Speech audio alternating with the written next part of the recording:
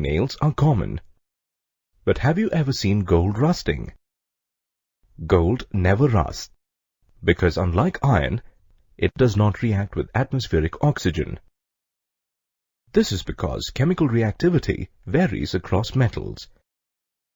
Scientists have arranged metals in a series based on their chemical reactivity.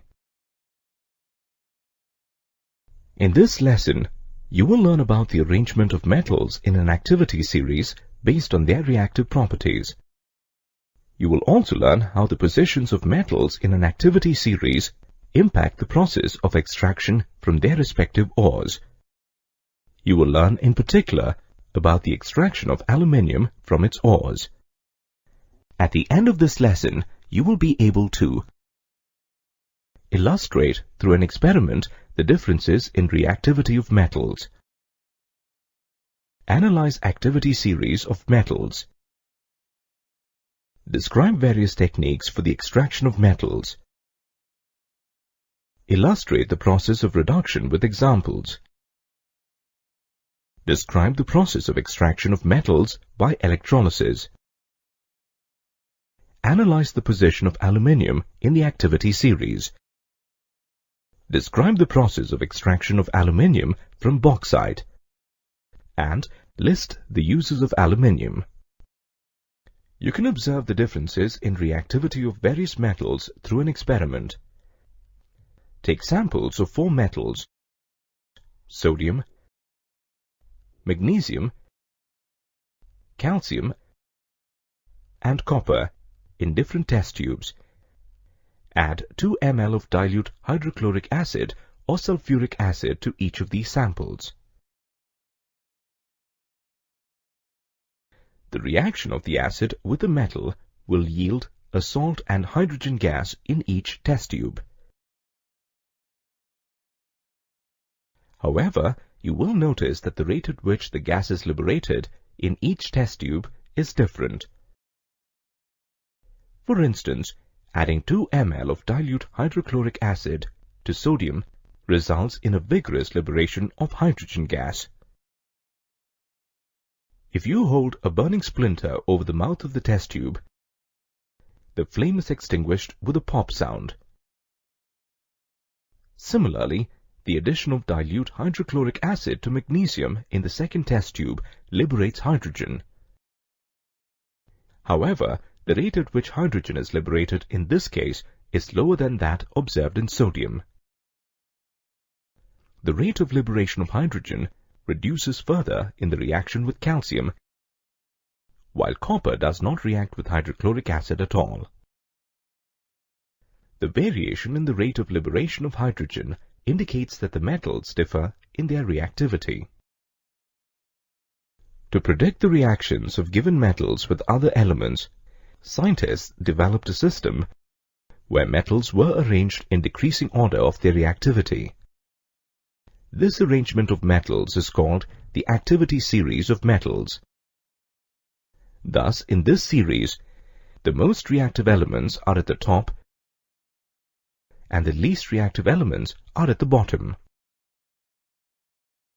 For example, potassium at the top of the series is the most reactive among all the elements in the series.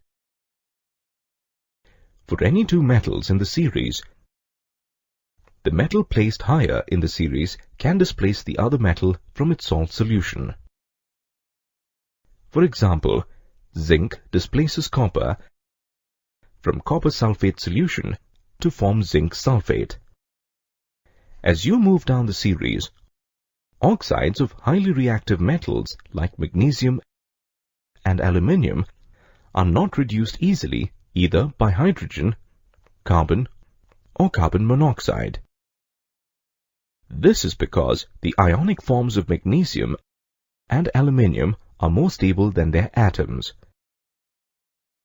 Moving further down, metals that are placed below copper do not rust easily because of their low reactivity. A number of metals are available only in combined forms as ores. To obtain the pure forms of these metals, we need to extract them from their respective ores. Based on the reactivity displayed by metals, they can be extracted through the following methods: reduction and electrolysis. Reduction is the process of removal of oxygen for extraction of metals from their oxide ores. The common reducing agents used for reduction of metal oxides are carbon monoxide, carbon, hydrogen. For example, iron oxide is reduced to iron by carbon monoxide. Iron oxide is reduced to iron using carbon as the reducing agent. Similarly, copper oxide is reduced to copper using carbon. Copper oxide is reduced to copper using hydrogen. The metals high up in the activity series are very reactive. Hence, they cannot be obtained from their compounds by heating with common reducing agents like carbon, carbon monoxide, and hydrogen. For example, a reducing agent like carbon cannot reduce the oxides of metals like sodium, magnesium, calcium, and aluminium because they have more affinity for oxygen than carbon. Therefore, these metals are refined by another method known as electrolysis. Electrolysis is the process of the decomposition of a substance by passing electricity through it in a molten or dissolved state. Consider magnesium chloride ore. Magnesium is highly reactive and therefore cannot be reduced by common reducing agents like carbon, carbon monoxide, and hydrogen. Therefore, magnesium is extracted by electrolysis.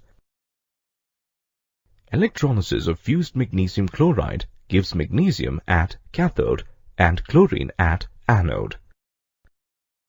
During the reaction at cathode, the reduction of magnesium chloride occurs due to gain of electrons. Magnesium ions gain electrons forming magnesium atoms. During the reaction at anode, chloride ions get oxidized due to loss of electrons. Thus, chloride ions lose electrons to form chlorine atoms. Chlorine atoms combine to form chlorine molecules. Thus, as a result of electrolysis of magnesium chloride, magnesium metal is deposited at the cathode, and chlorine is liberated as a gas at the anode.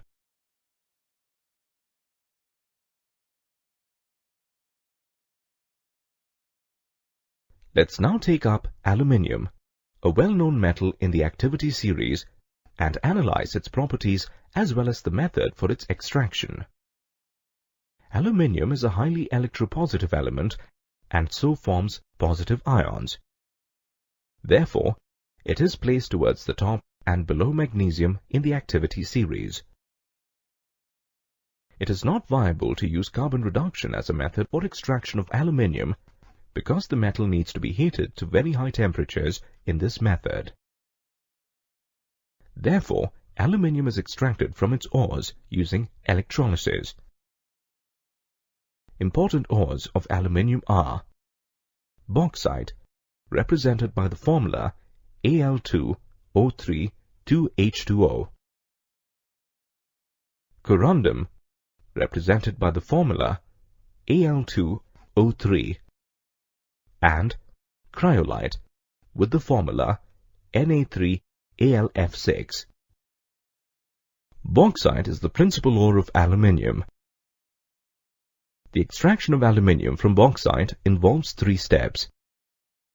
First, the purification of bauxite using Bayer's process.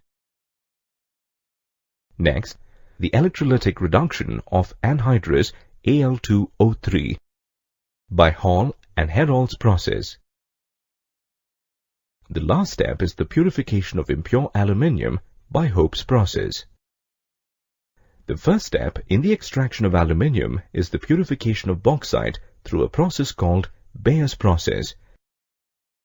This process is named after Austrian chemist Carl Bayer, who invented and developed the method to supply alumina for the textile industry. Iron oxide is present as an impurity in bauxite. In Bayer's process, this iron oxide is removed by treatment of bauxite with sodium hydroxide solution. Purification of bauxite involves 3 steps.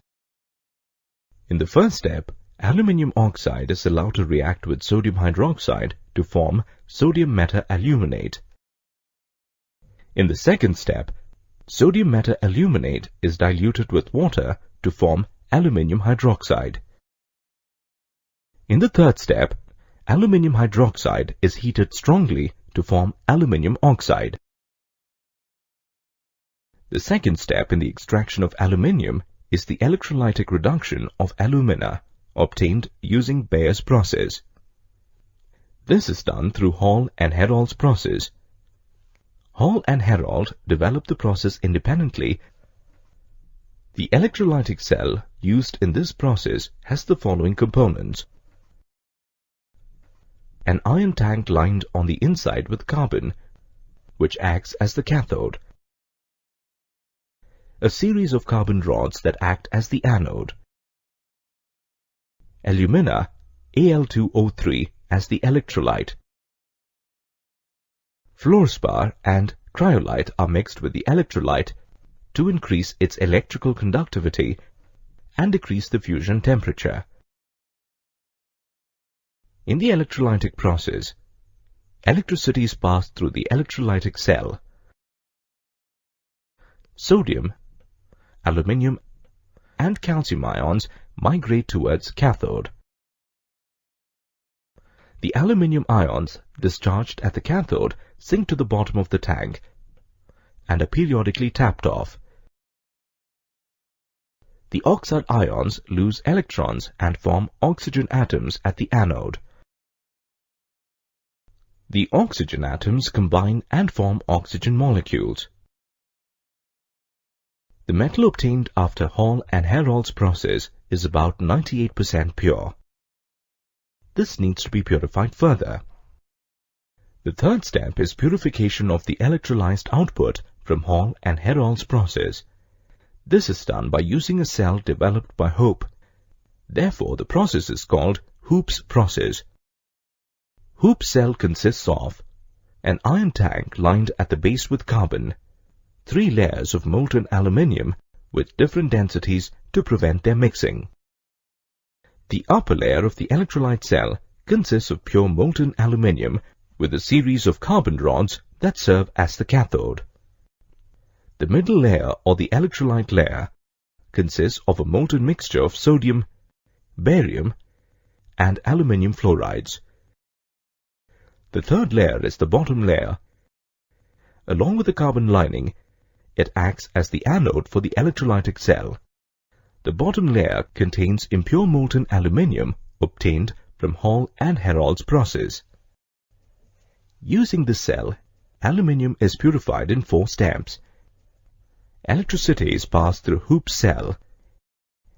Aluminium ions from the middle layer reach the top layer and get discharged. Aluminium ions collect at cathode as pure aluminium.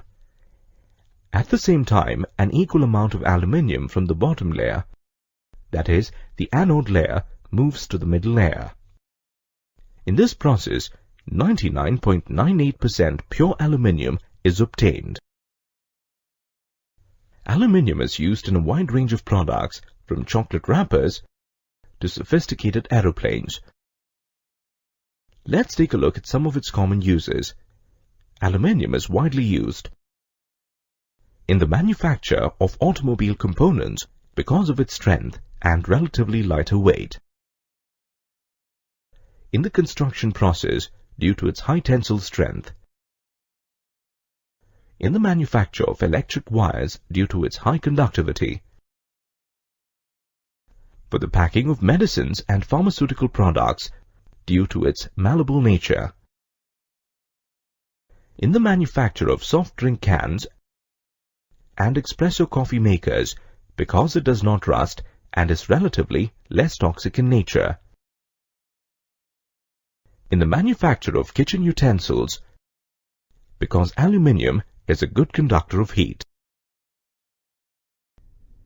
Extracted aluminium in combination with other metals like copper, manganese, magnesium form alloys.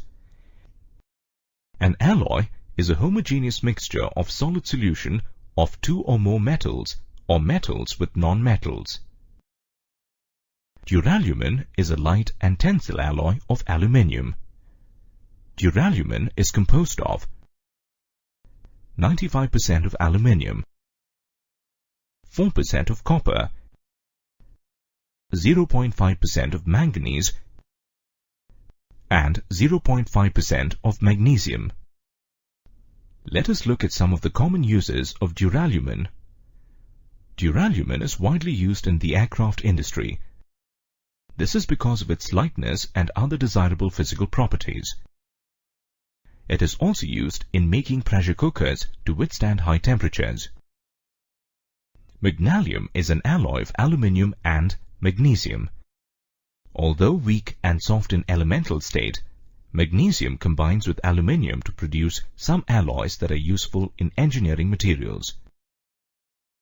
Magnesium is composed of 85% of aluminium and 15% of magnesium.